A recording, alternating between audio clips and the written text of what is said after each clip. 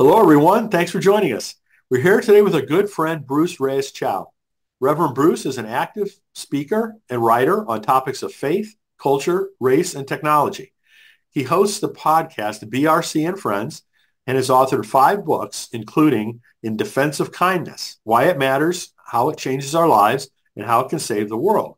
And his new book, Everything Good About God is True, Choosing Faith, which just released from Broadleaf Books. Bruce has been active in local politics and community organizations in the San Francisco Bay Area for nearly 3 decades. He's been an ordained minister in the Presbyterian Church USA since 1995 and was the moderator of the PCUSA from 2008 to 2010. He's also a senior consultant and coach with Convergence and is a Gallup certified Clifton Strengths coach. Bruce also contributed to our How to Heal Our Divides book and has spoken at Writing for Your Life conferences that I've produced in the past. You can learn more about Bruce at reyeschow.com. That's REYES-CHOW.com.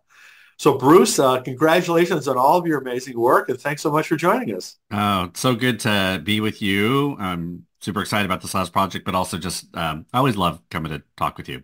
Well, Such a same good here. human. We've really had some great collaborations that I'm Yeah. very appreciative of, and hopeful that they'll continue. Yes. Awesome. So first, what else do you want to know? Do you want people to know about you besides Oh what gosh, what I else kind of have you? briefly touched on there? I mean it's I mean that's pretty good. I mean I kind of am in this place now where I'm fully gig life, so I pastor churches for short periods of time. I work with conflicted churches. I'll come in and work with them for 3 or 4 months. It's a new thing we're calling bridge pastoring, and so I've done that a couple of times, helping communities move through conflict, and then doing a lot of just trying to live a meaningful whole life. I mean, not rush all the time. I mean, you've had some sickness, I've had some sickness in the past, and I hope that those things don't necessarily force us to slow down, but they remind us of what to do. And so I try Yeah. to really enjoy, probably like I should have always done, but really a little more intentionally. So I'm a big one of the things I took from pandemic is we have many house plants. Those of you that are watching this on video, you can see them behind me. All of these I've propagated myself, but I have one room that kind of looks like a jungle now. So I do that. I have 3 adult children now who I love. They're all really involved with justice work, and so I get to kind of watch them create havoc in the world in good ways, and that's been lovely. And then, as I'm recording, I just returned from Palestine for 2 weeks. I was there for 2 weeks, and so that's been How was part of. that? It was I've been before, and so spent most of my time in the West Bank, meeting with predominantly Palestinian Christians, and it's really heavy, as you can imagine. Whenever you're listening to this, hopefully things will have gotten better. Uh, but I think a lot of people fear that the West Bank is next, and Yeah. that seems to be this weightiness that um, shopkeepers to business owners to just folks on the street, you can kind of feel this huge Hmm. tension, and that folks don't know why the world hasn't stopped what's going on in Gaza, because if that hasn't stopped, what is going to stop things from happening in the West Bank? So it's kind of the big takeaway. And that still all the Palestinians that we met with, a great amount of hope. Like we're not going anywhere. We still have hope. And we're like, Hmm. okay. I mean, even though they fully reason not to, but so Yeah. there's some weightiness and a lot of worry, but also this kind of still sense of this is home and we're not going anywhere. So Hmm. yeah, so those yeah, a couple weeks there, very intense, but good, meaningful time. Hmm. Well, yesterday I just went to the Philadelphia Flower Show, which is Yeah, just enormous. yeah, So if you're a plant lover, and there must be something like that in San Francisco oh too. yeah, yeah, yeah. It's wild. I'm one that I don't know anything about plants. It's all experimental, and I figured out which ones could just survive well. But I have like we have rain barrels in our yard now, so we all use rainwater to I talk to them. My spouse won't talk to my plants when I'm away, but that's okay. That kind of stuff. So I just love, there's just something about seeing them continue to grow and propagate and, so it's good. I do have one dog that she's trying to eat them though, which is kind of a pain. It's like, That would be a I'll come one time and there's like this just like plant carnage all across the floor because she decided just one plant that's been there for a year, all of a sudden today looked yummy. So Go figure. who knows? Yeah, dogs. All right. Well, as I said, the first thing we want to talk about is Bruce's new book, Everything Good About God is True, Choosing Faith. So tell us how that book came How'd it about. come about? Yeah. So there's a couple of ways that it kind of came about. I had been noodling around with a statement of faith, or what we called in the book a faith montage, that was a little bit more than just a poem or a prayer, but it was just kind of laying out one version of the Christian faith that I grew up with, have understood to be true, have in many ways, I was a church planter for a long time, so helped to start congregations, so that the things that we would talk about with people who are brand new to the church, West Coast people actually had no church experience, and so weren't coming out of a negative. It was just like we actually don't know anything, and so would lay that out in many ways. So I started to think about what would it look like to hand somebody something to prime that for folks. Um, and then what I began to learn as I was sharing with people was folks were like, yeah, we don't really know about this either. And we've been in the church for a long time. And now it's too late. And now it's too long. We can't, it's like when you don't remember somebody's name, but you've been hanging out with them for a year. You can't really then ask them, but what's your name again? So, so that was the other part. So I actually pitched this book to one publisher and they turned it down. Wow. It was a little surprising. Ego took a little hit, but most authors, as you know, right, you get Yeah. rejected Oh, multiple yeah. times.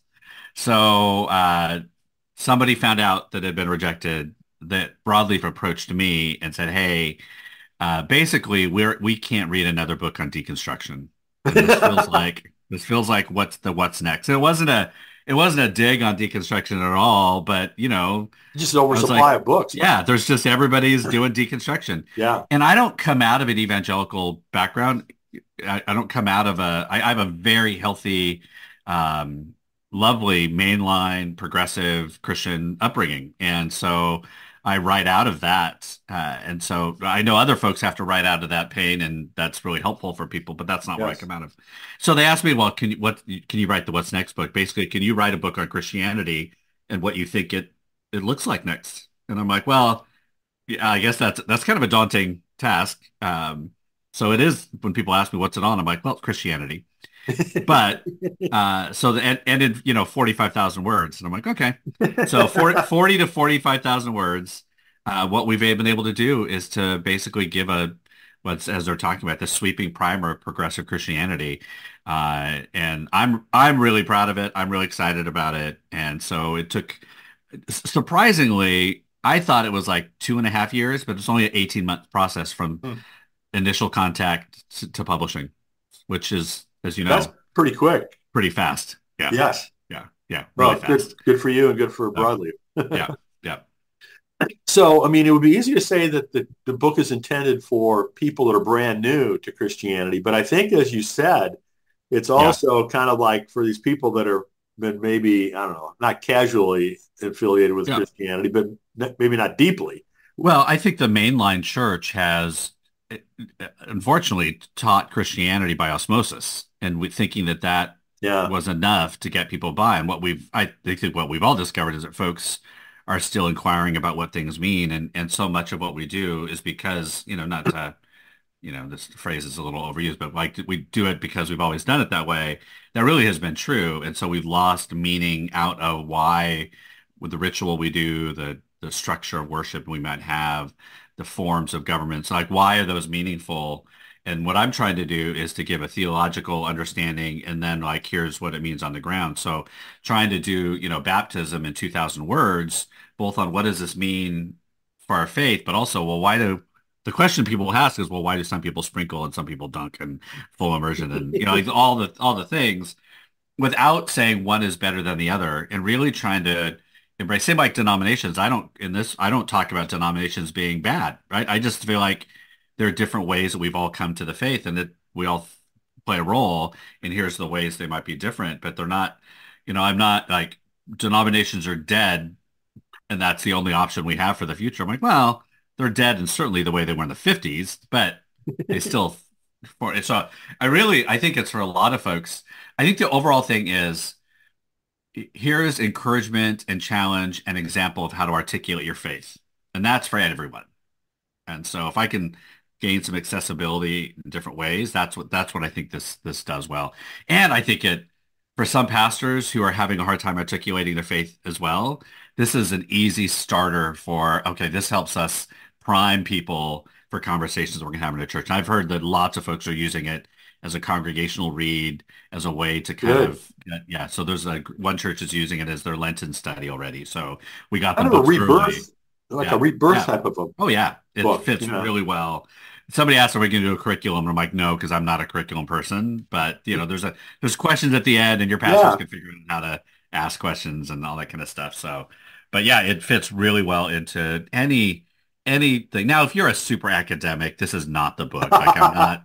Again, I don't pretend to, and I think that's the disclaimer that people don't have to offer with this book. I think in some of those sweeping, books that we would have read in seminary, if you give them to folks, who are not looking for that kind of, perspective, you're not having to tell people, well, it's kind of academic. I mean, that's not me.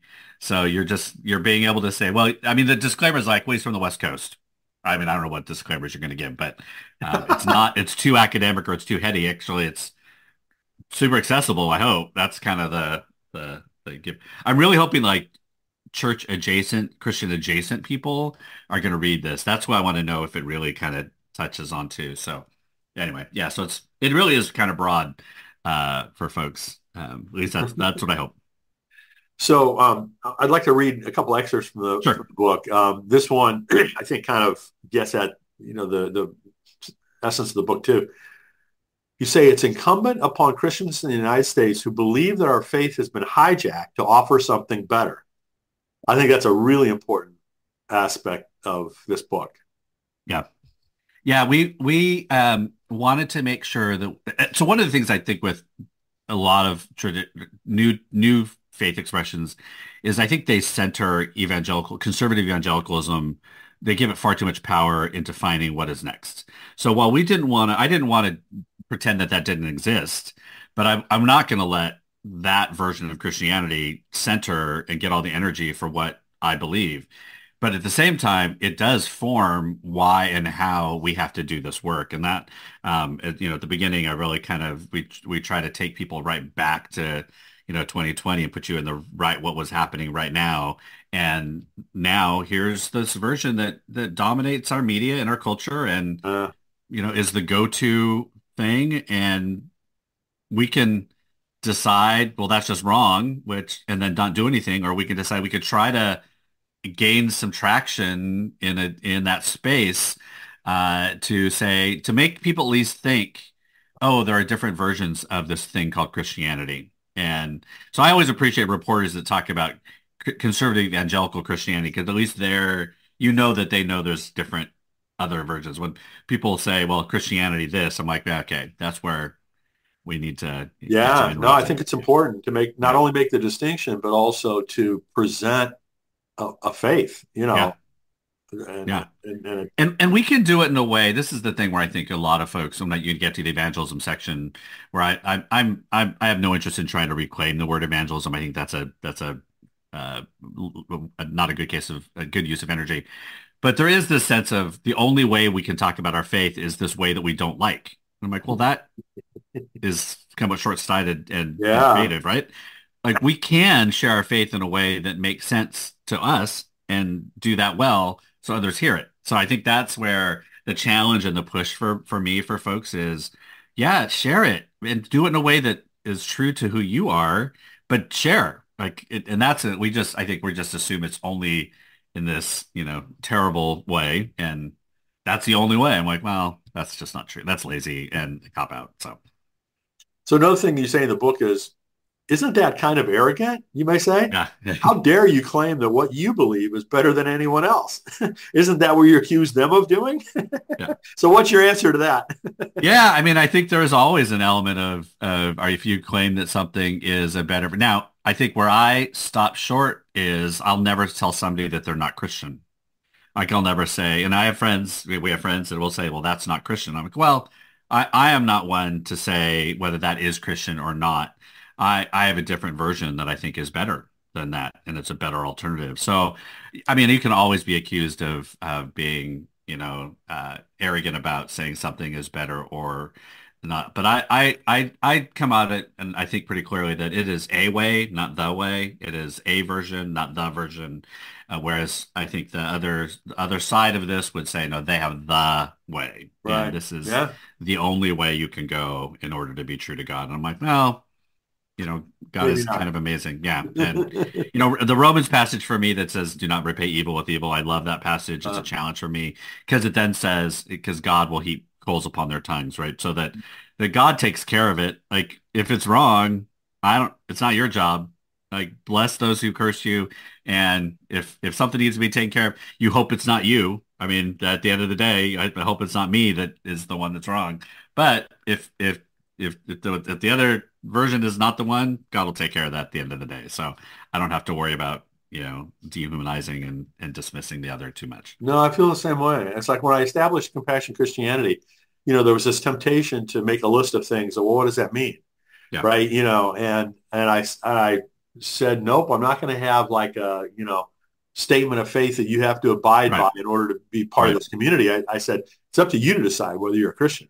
right, You right. I know, mean, the litmus testing is difficult. I mean, that's there because there are some things, right, where you have to say, what space do you protect in some ways to still, everybody, I'm fine with anybody calling themselves a Christian, but how do you also protect some spaces when there are behaviors within that are conflict? Like yeah. that whole all are welcome idea in a church context. I might tell progressive churches that say, well, all are welcome. Like, well, that's not actually true. And so, and I don't want it to be true. Like I want, beliefs can be welcome, but all behaviors are not welcome. And so, that kind of, That's a that good point. line, whereas and honestly, it's harder to do, to have a more fluid, broad Yeah. understanding and openness than to have this kind of litmus test. You have to sign these 10 things in order for us to acknowledge that you are a true Christian or you can, work in this institution or those kind of Yeah. things. So, I mean, kudos to us for trying to live in complexity. Okay, so here's one more Yeah. excerpt. This is where you're talking about the title of the book. Mhm. What one person perceives as good may not be experienced as good by another. Yet goodness exists outside our human definition of it, both mine and yours. I think that is very profound, and it's a reality that I think gets overlooked a lot of the times, including by myself. Yeah. Yeah. I mean, that was all one of it's interesting to see how much I think conservative evangelical Christianity has informed people because a lot of folks have, um, like, well, what about all the bad things that God does? Right? I mean, because there's the Yeah, assumption that, yeah, are the way that people respond is like, well, you know, God has done all these things, or, well, if all these things were happening, then God would do this. And I'm like, well, that's a version of Christianity that unfortunately I don't believe in. And I mean, that part has been like, wow, how good of a job that version has done at infiltrating the, yeah, the mind and collective awareness of that we can't believe in there is this greater goodness that is out there, and we are trying to figure out how to align ourselves with it.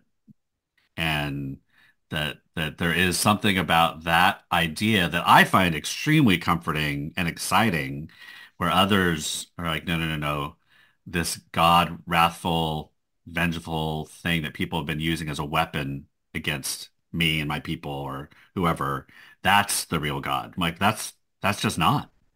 And Well, so, one of the things yeah, that strikes me about that sentence that I read was that I've always felt like it's kind of presumptuous for us as humans to think we really understand God or yeah, really understand good yeah, or evil, yeah, right? I mean, those are beyond our abilities, I yeah, think.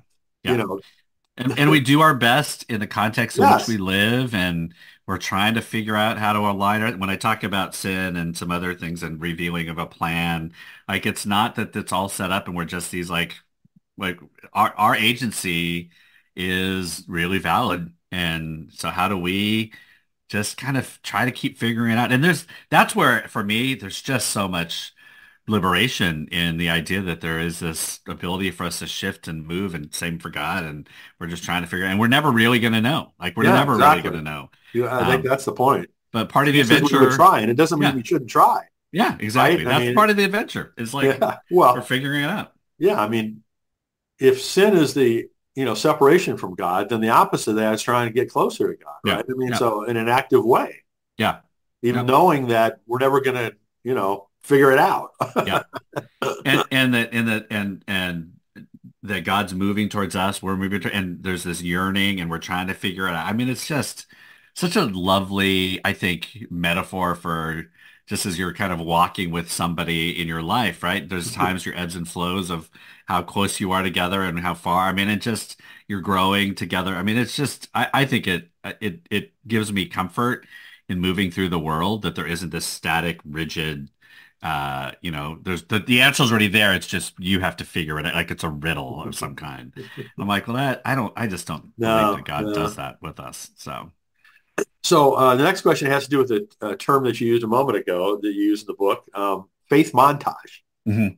Yeah, You yeah, want to describe that to people? What you mean by that? yeah. So, because I never liked doing anything particularly normal. So in regular like your faith journey, your faith statement, all that kind of thing. But what I found was that I wanted to be a little bit more like I don't know more fluid, more creative, and it just kind of really just moved and flowed. I mean, it's long. If you read it at the back of the book, the whole thing, it's long. But what I've found is people are using it as in worship spaces as call to worship or confess, and they're just grabbing parts of it. And that was my whole idea. Is it takes parts out of a journey that you could almost stand aside. They could stand alone, but also when you put them all together, you kind of see this pathway. And I'm a kid of the 80s, and the montage in movies were always the like every movie had this montage where you move like you just it moved the story along really quickly, but you kind of got glimpses of it all the way through. And so that's where we went with it as a way just to kind of nod to that genre, but also this idea that each piece can stand alone in many ways, but it put together, it moves you from one place. It moves you from this greater understanding of God and the world all the way to, all right, so what does it mean when we go out and live it? Like at the very end is like, okay, so what does this all mean when you go and move through the world? I use the term move through the world a lot. And my editor, who a common friend, said, okay, you have to stop using that phrase in the book. I think she said, you used it 21 times in the first chapter. Oh, that's good. It's like, okay. And then I'm like, okay, so I gotta think of a different, like, how do you reframe the same idea? I love good editors. Shout Yes, out to Valerie, who's my editor, was yes. amazing, amazing, really tender. Authors could probably often be a little bit sensitive, but and as much as I try not to be, that first draft you get back after there's like 1,000 edits or something on a thing. It's like, can I just hit accept all? She's like, no, you have to actually look at them all. I'm like, but I trust you. So yeah, but that was one of them. There were a couple other ones, but that was certainly one. It was like you have to use a different phrase than move through the world. Yes, ma'am. So there are several excellent endorsements of the book. I'd like to read this one from Brian McLaren. Mm. He says your book names the parts of religion that so many of us are trying to get away from. And he introduces an understanding of faith in God that so many of us would like to be a part of. So I know this is difficult to summarize, but how do you go about building this? Yeah, I love that when I got that endorsement from Brian, all the endorsements when we got them were like, oh, they're getting what we're trying to do. I mean, that was really, and some of the reviews that are coming in now where folks are like, I'm really glad that what we were trying to create is hitting in the way that we had hoped. I think part of it is really how the book is laid out, right? We acknowledge those things that have informed what we believe now. And so we're not trying to pretend as if there hasn't been hurt and harm in faith, but we don't let it define us, and we don't center our whatever is next around that because I feel like when we center something on what we're not, it just loses steam as that thing goes. It's like centering your faith on fear, right? As soon as that Yeah. fear Yeah. is gone, then what's left? And so what I try to do is give people enough challenge and encouragement to move through the whole book, right? To really move through it. And I hope it keeps people's attention enough to spark ideas about their own thinking about each of these areas. And so the challenge is, are you serious about figuring out how you articulate your faith? And if you are, then this can be a companion for that. And that's what I hope. Like, again, I'm not, wherever you've come from, however bad, negative, you may need to read a deconstruction book or two. That certainly might be, because I just don't do that part. But once you're ready to kind of think about what is next, this is the companion piece for that, for you or a community to kind of walk through. And the challenge is it's not, at the very beginning, I talked about we're all theologians, that this is not an exercise for the academics or the trained. This is an exercise for all of us.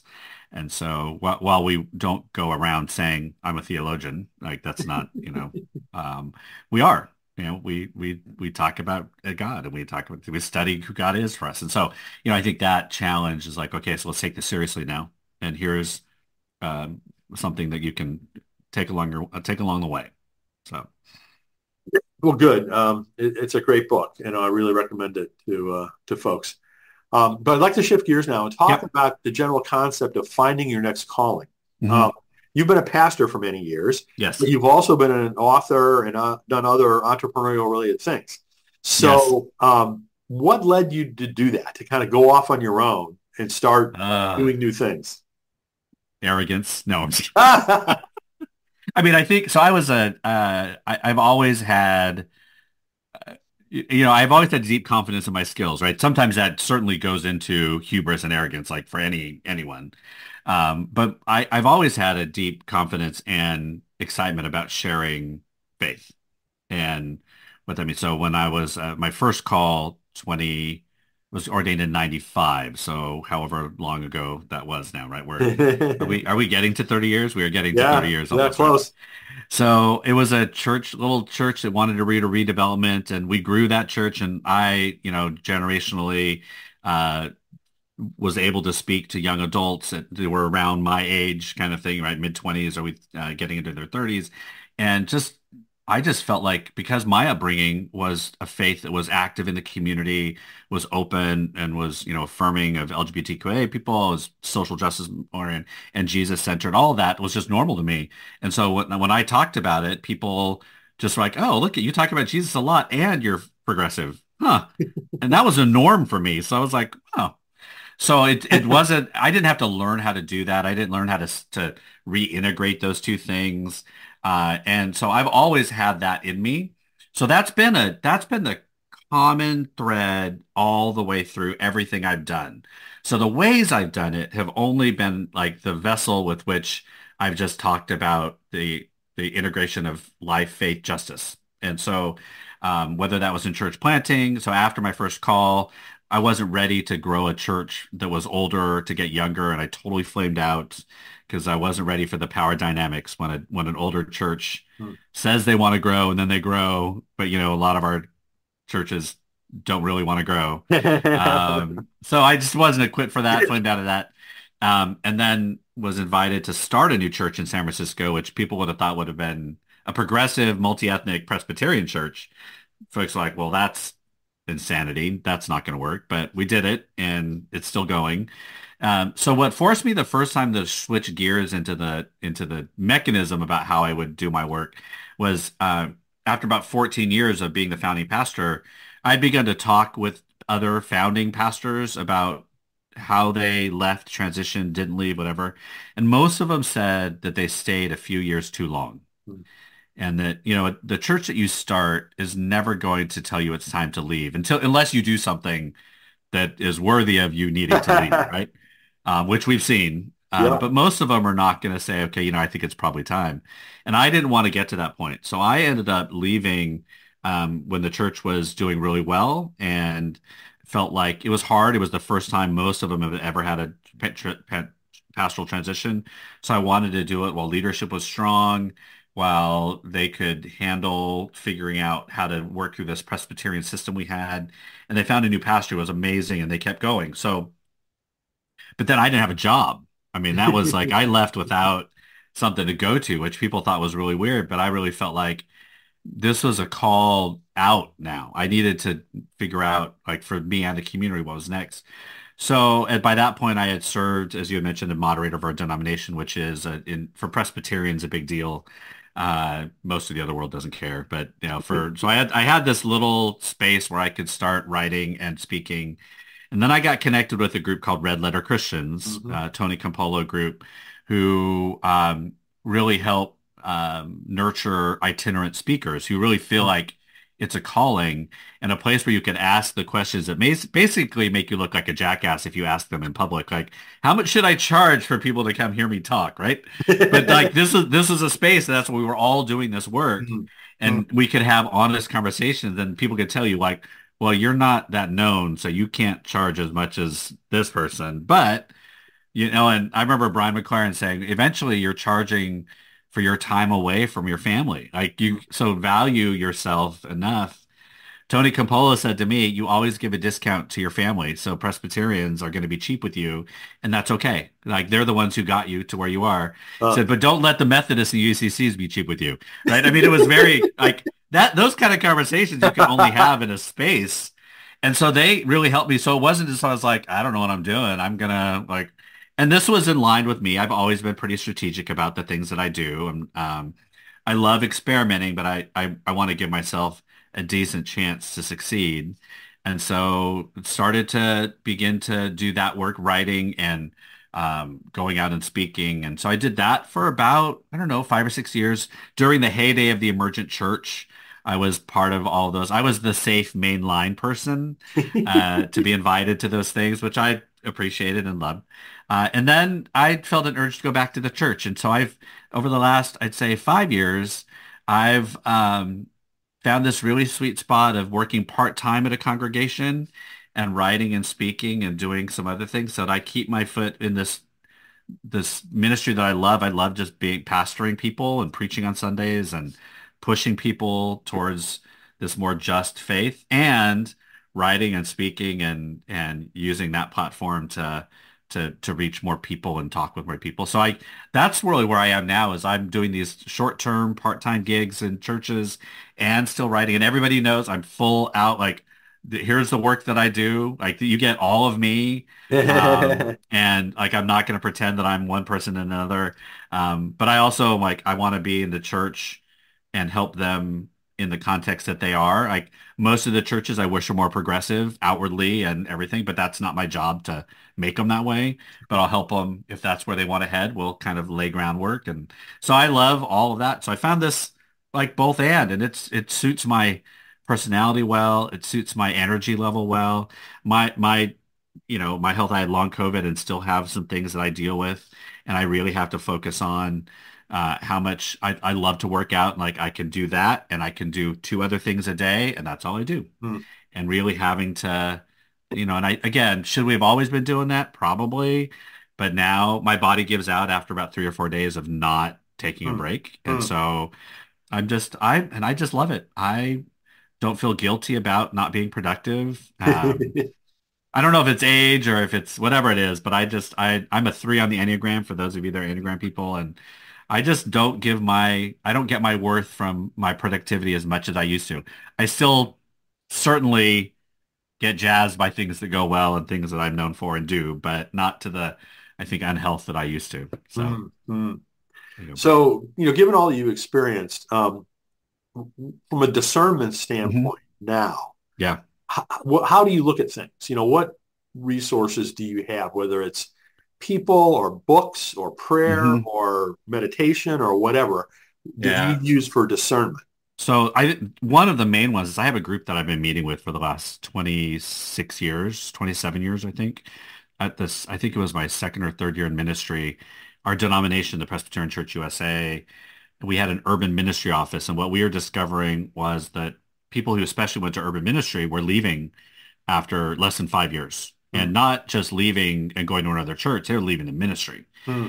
And so brilliant prophet of the church, a gentleman by the name of Phil Tom, who is still doing amazing things. Phil's in his 70s and is still causing good problem all over the place.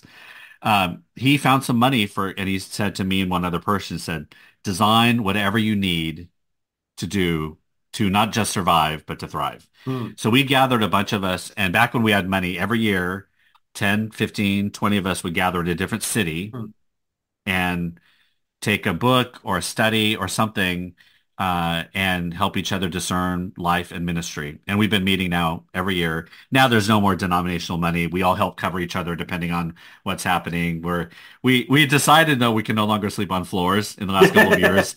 We were like, okay, our sleeping bag on floors times might be a little bit done. We're all in our 50s now, and we're like, but we're still gathering, and there's a Wow. core of about 12 of us, and every year it's a place where we had an early stage where like no rock stars or no rock star mentality in the room, and then some of us go become like the highest elected office in our denomination, and like some of us written books, but it's the place where I can be like, okay. I can discern and think through stuff. And this is throughout the year. We Zoom throughout the year. Just a place where nobody, you know, my bio does not matter to them. They've known me through all the struggles and everything. And that has been, I will say, the biggest thing for me is that group and then the ways those conversations have manifested individually throughout. And then seasonally, I have a coach, so I will, 2 or 3 times a year for a couple of months at a time, I'll have a coach that will help me work through some things that I'm thinking about, whether it's a project or it's a discernment of a decision I'm going to make. Um, and then the other thing is for good or bad, sometimes I just try stuff. Well, if Um, you're not experimenting enough, right? Taking a little bit of risk here and there, Yeah, then and most of the things I try, I'm not betting our estate on anything. Like I'm not doing those kind of things. But I'm yeah, like, yeah, I'll throw my name in there. I'll have that conversation. I'll do this, and we'll see what happens. And I'm at the stage where I can say no, that doesn't feel like that works for me anymore, or whatever. Like I think I'm one of those that options don't freak me out, and so I'm like, I'll just sure I'll have that Zoom call and see how it goes, or I'll show up to this event or this action and check it out, or those kind of things. So I'm always just like the spirit moves in ways that we don't really always understand, and who knows what an introduction can create. yes. I don't even remember how we met, right? But Oh, probably Brian McLaren referred me yeah, to you as my probably guest. just said, hey, and you probably had just sent a note out and said, hey, do you want to hop on a Zoom? And we probably Yeah, did, and look at us yeah, now, yeah. years We've later. collaborated in all kinds of different Yeah, ways since then, so exactly. which is wonderful. Yeah, Yeah, yeah. There's so much option value that you can't predict in advance, yeah, right? yeah. In terms of fruitful relationships. Yeah, yeah. And then I will say I go to church every Sunday. What like if I'm preaching or not preaching, I every church service that I lead or and or go to or just attend, I want to have a spiritual experience. Like I always feel like if a pastor feels like leading worship becomes a job, Hmm. then that's a cue. Like if you're not moved by the worship you experience and create, then nobody else is going to be. And Hmm. so I try to go to church like to not just the place, but the experience every Sunday. And when I'm on vacation, I go like I'm not one that when I go on vacation, I don't go to church. I find somewhere and find some community that's gathered because the Spirit's brought them together and find some, and I don't go and critique. Like I know some people have a hard time going to church because they want to critique everything. And I'm like, now if it's bad and they say terrible things, I might in my back of my head. But I'm like, every community is living this out in the best way they can. And so I do a little research, so I'm not going to go set myself up for failure. But and my wife and I, we discovered some amazing little communities that, aren't shiny and all that kind of stuff on the outside, but are just like these deeply meaningful, Hmm. lovely places Hmm. that if they just learned how to share their faith differently, could actually like have more people impacted, not necessarily grow like leaps and bounds, but at least have more people understand what they're trying to do to give them a possibility of making more impact in the community. Anyway. Well, maybe your book will help them do I hope so. I really do. I feel like I don't want it to be like, I want to challenge enough to say, like, okay, if you're going to just badmouth all these other Christians, which do they deserve or not? It's up to you. You can't just, you got to offer something else. If you claim to be Christian as well, it's one thing if you're not Christian, go for it. Like you feel free. I mean, you don't have a dog in some, but if you are, then well, okay, so tell me what's a different version of this. If this one's so terrible, what's the alternative? And we have it, we know it.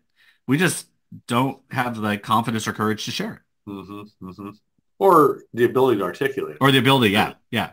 You Haven't know, been encouraged to we do it, haven't done a really. good job of that. Yeah, And so yeah, that's why I think, Broadleaf wanted your book so badly yeah, and yeah, why it's so needed and why yeah. it's so valuable. So, I hope so. That's my hope.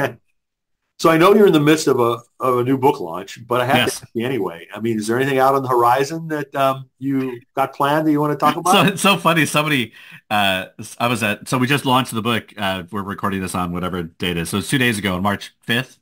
And somebody was like, so what's next? Because normally I would know what's next. Like I would have something, and I was like, I actually have no idea. This is the biggest book project I've ever done, and I don't have a team. Like I do have a publicist now. I don't have an agent. Like I'm not at that level of anything.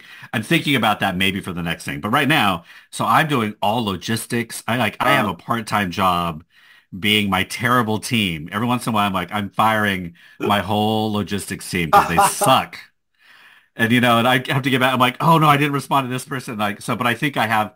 So I'm planned out all the way through June for the most part. And now it's other people bailing on me or having to switch or whatever. It's not me saying, so it's just far better that when it comes that direction. So I've really been working on trying to make sure again that I don't lose money on this tour, but that I'm able to kind of get the word out, get the book out, talk with people, build some. They Broadleaf thinks this has long-term good, staying, so good. really kind of get it into places, and so that's all I've been doing.